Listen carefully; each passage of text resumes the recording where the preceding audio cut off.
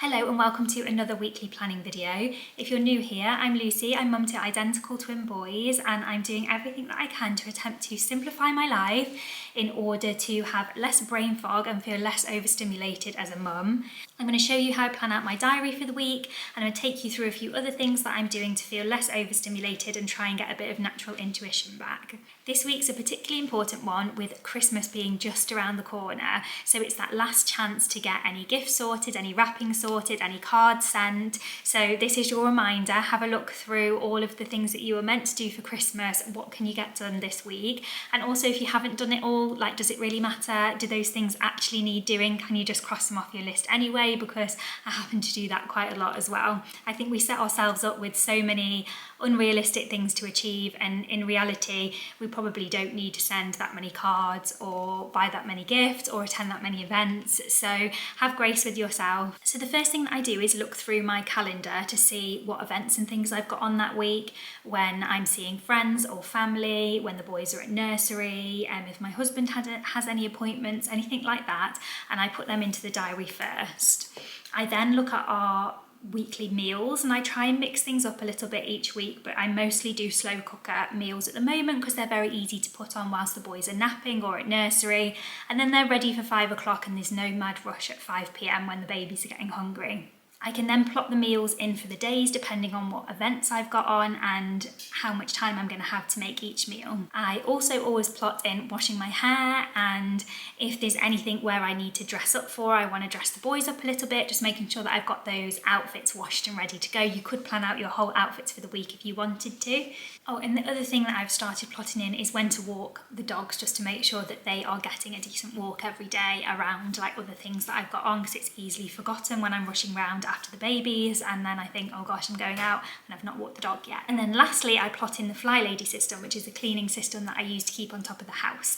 But first, I'm just going to talk you through what my week looks like this week, so you've got like a real view of what that looks like for me, and then we'll go into the Fly Lady details after. So I put everything onto Notion on my computer first, and then I transfer it into my paper diary. So on Monday this week, the boys are at nursery and we're going to have spag bol for dinner, which I cook in the slow cooker and just make the pasta fresh. And then on Tuesday, I have my mum here to help with the boys. I've got an eyebrow appointment and I'm going to make a chicken dinner. There's 2 chicken recipes that I've got the ingredients in for, so I'm not sure which one I'm going to do. It's either orzo chicken in the slow cooker, which went down sort of okay last week. It was a new one, and I reckon if they had it again, they'd get used to it. But new things with babies, I don't know if everyone's babies are the same. They're quite picky and they like what they know. And if not that, then I've got like a lemon and garlic chicken, which they really like, surprisingly. Wednesday, they're back at nursery and I'm going to make a shepherd's pie. I'll have a little bit more time that day with them being at nursery, and shepherd's pie takes a bit longer. I make the main base in the slow cooker and then do the mash on top at the end. On Thursday, I always have Jack's mum here to help with the boys and I'm making our beef stew in the slow cooker. Friday, I have a free day, so I'll be at home with the boys, and my husband tends to have Friday afternoons off, and then we are going to do pizza for me and my husband, and the babies will have leftovers from one of the other nights. So at the weekend, for Saturday, Sunday, we're going to start doing a roast chicken or some sort of meat that will last us the entirety of the weekend. So on the Saturday night, we might have like chicken and homemade chips, and then on the Sunday, we'll have a roast dinner. And I think that's a tradition that we'd quite like to keep, so we can always have a roast on a Sunday. I read a book called Simplicity Parenting, and it talked in that book about how having regular routines, for example, if you had a roast every Sunday or pizza every Friday, or Monday was laundry day, or things like that where it's the same thing weekly, that predictability is meant to be very good and grounding for children. So, and I love routine, so that works for me too. So I'm just going to write all these down in my diary now, and then we'll go through Fly Lady. So this week for Fly Lady, we're going into zone 3, which is the bathroom. For me, this also includes the boys' bedroom. I usually do a big clean of the bathroom with my weekly home blessing, which I'm going to do on Monday when the boys are at nursery. And then for the boys' bedroom, there's not a huge amount to do in there, but I do need to declutter some of their clothes. I've got some old summer stuff that can go now. All of the boys' clothes go to Jack's sister, who had a baby boy about a year after us, so that's really handy for getting rid of things. So I'm going to plot in that zone work for the Monday and the Wednesday when the boys are at at nursery because that keeps it nice and easy and don't have to worry about it when they're here. In the boys' room, I'd also like to do a deep clean of the window and wipe down the skirting board. So they're my two like main zone cleaning jobs that I try and get done in each room, is clean the windows and the skirting boards. And when I wasn't doing zone cleaning, they just didn't get done for months and months on end. So it's quite nice now to be back on top of them, and they really don't take very long. But if you're not following the system, you just tend to not do it. Now for the Fly Lady Daily Focus, I mentioned last week that I wasn't plotting the days in and following one per day as she does. I'm currently working with different tabs in Notion. So I've got one for plan and play, one for anti-procrastination, and one for errands.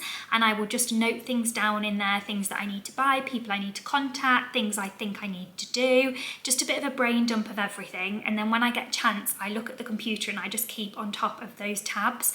So like I said before, some days I'll be able to do all of it in one day, and then other days I won't even be able to look. So it just works for me at the moment whilst I'm quite busy and things are a bit sporadic. I don't know when I'm going to get free time, and that's really working for me. And it means if I have missed one day of doing anti-procrastination, that's not completely ruled it out for the week. If you're new to the Fly Lady system and you're wondering what on earth I'm talking about, then subscribe, because I have a video coming soon about how I simplified the system and how I apply it to my life now with 2 babies.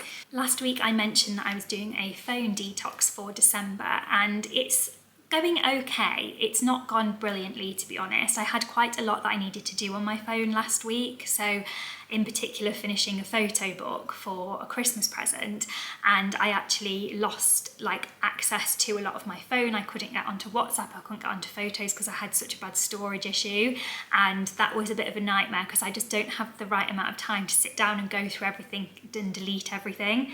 And so I ended up faffing about on my phone quite a lot, and in the end deleted WhatsApp and all of its contents. So that actually cleared up all my messages on there, which is quite refreshing to not have like reams and reams of messages, and it's just the ones that I'm currently like replying to. So that was actually a bit of a blessing, I think. And the photo book is now finished, so I'm hoping not to hardly touch my phone now going forward. I definitely felt a bit of an increased anxiety the first few days of coming away from constantly having my headphones on when I was doing things around the house. So I love to listen to podcasts and YouTube videos as I'm cleaning, but I'm finding that I'm not giving my brain space to breathe. And as soon as I didn't, I felt my anxiety really increase. I think because I was just sitting with that space and I was feeling quite anxious. I have a bit of health anxiety coming up at the moment, and the anxiety kind of went through the roof, I think, because I wasn't able to numb with my phone.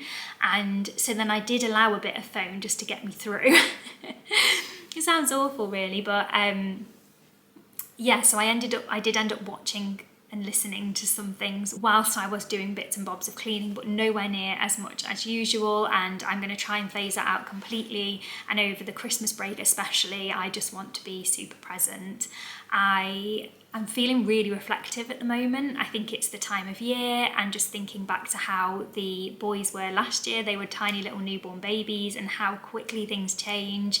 And I'm just so aware that this is just such a lovely, lovely time to have children. Like, one is such a precious age, and it's just going to go so quick, and I just wish I could just bottle it up. And I don't want to miss it from either being anxious or being too preoccupied in my mind about something that I've seen online. I just want to be present and in the moment. I've started rereading A New Earth by Eckhart Tolle. I love his books and all of his teachings, and that always brings me back to myself a little bit. So if you've got a bit of a spiritual side lingering in there, I would really recommend those books in terms of just being more present and calm and content day to day. They've always really helped me in the past, and yeah, it never gets old. It's always very helpful. I mentioned in a previous video how I'd cancelled some plans around Christmas time and freed up a little bit of time in our diary. I think it's really important to recognise that different people have different levels of capacity for socialising and just doing things in general, and mine is quite low. I consider myself a highly sensitive person and also an introvert, and I really need to recharge and have downtime. I was reading recently about the nervous system and how when it's been in overdrive for so long, it's almost like an addiction. It stays in overdrive and it can't come back down. And I think from all the stress that we've been through the past year of having like premature newborns and then various illnesses, and I think I've just got into this mode of doing, and I'm really trying to slow down and bring it back now. I definitely lost myself and like my inner peace a little bit over the last year, and I would really like to get that back going forward. It's one of my goals for 2026. It's just to be more calm and relaxed. And it goes along with the phone thing of like the anxiety that came up when I couldn't fill my mind with things. It's really, really hard to rest, especially as a mum. I think every opportunity that we get, we're trying to sort something out because we know, when the babies wake up or when the children come back, we're not going to have time again because we're present with them. In every little pocket of time that I get, I found that I was just running around like a headless chicken, basically, and I don't want to do that anymore. I feel like I've decluttered enough and the house is in order enough that if I have free time, I can actually sit and relax, and that the benefits that I'll get from that are tenfold when going about my life for both mental and physical conditions, and also just my enjoyment of life and time with my children. Anyway, I'm going off on a little bit of a ramble there, as always. Thank you so much for watching. It's lovely to have you here, and I will see you in the next video. Bye.